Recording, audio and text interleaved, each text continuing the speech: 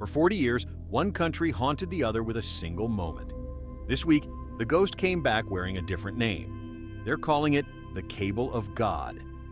Saturday night at Hard Rock Stadium in Miami Gardens, Norway led England 1-0 in first-half stoppage time when goalkeeper Ørjan Nyland's long goal kick appeared to bend suddenly in midair. Norway's players stopped, certain the ball had clipped one of the stadium's overhead camera cables. The referee let play continue.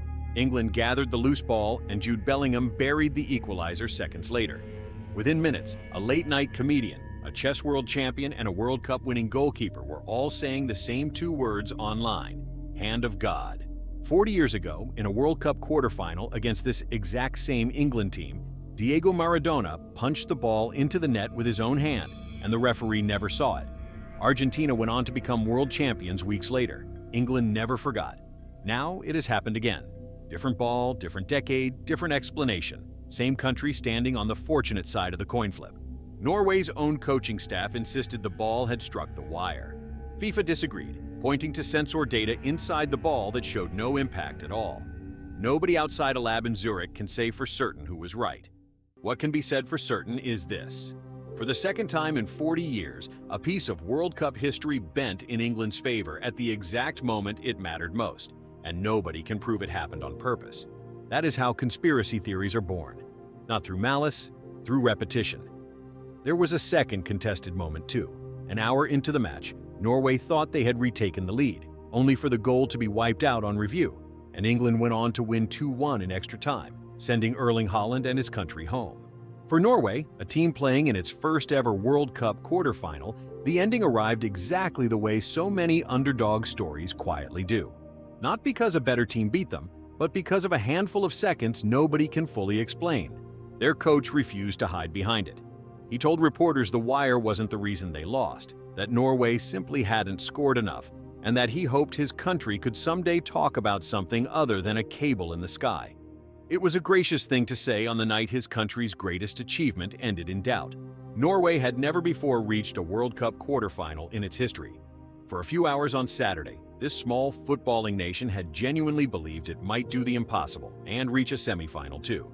Instead, they'll go home carrying both the pride of a tournament nobody expected from them and a footnote they never asked for, a nickname that will follow their biggest night for years to come.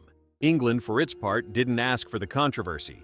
They just kept winning through it, the same way this current England side has all tournament long, a team that keeps getting called lucky without ever quite being called the best team on the field. Their own manager admitted as much out loud, calling the win lucky within an hour of it happening, an admission that would sound like an insult coming from almost anyone else, and sounded, from him, like simple honesty. It wasn't the first time this tournament that England had needed the benefit of the doubt to survive. They needed a fortunate spell to escape their round of 16 matchup, and they needed extra time again against Norway.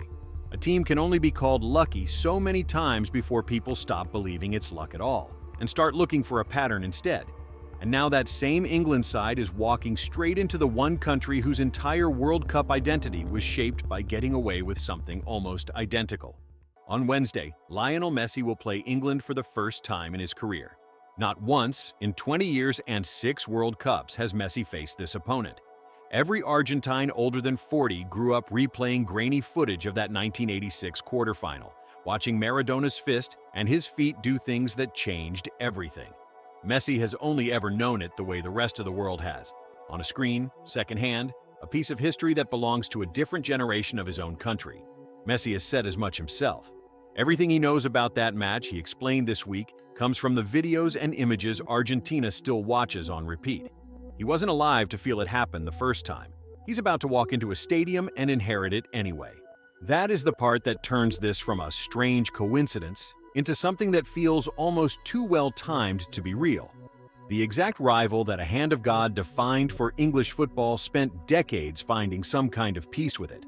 Then, days before facing that same rival's country again, England's own road back to the Final Four gets shadowed by a wire nobody can prove touched anything at all.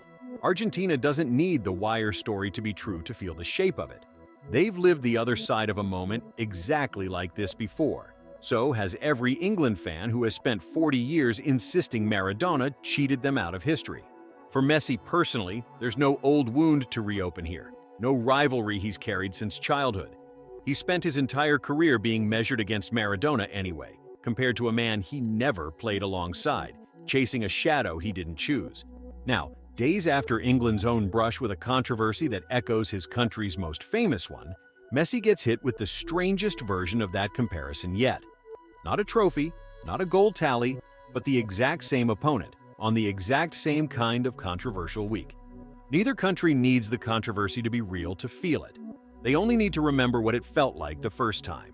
Wednesday's match in Atlanta will decide who reaches the World Cup final on July 19th at MetLife Stadium in New Jersey. That alone should be reason enough to watch. But the reason people won't be able to look away is smaller and stranger than a place in a final. It's the sense that history doesn't usually rhyme this precisely, and when it does, a comedian, a chess champion, and a legendary goalkeeper all feel compelled to say so out loud on the same night, without comparing notes first. Whatever happens on the field Wednesday, one thing is already true. 40 years after a single hand changed everything between these two footballing nations, a cable in the sky just handed the story a new chapter nobody saw coming. But England isn't the only team in this semifinal that knows what it feels like to have their entire World Cup destiny rewritten by a single twist of fate.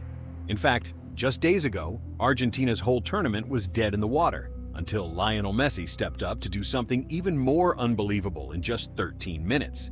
Click on the video on your screen to see exactly how he saved them.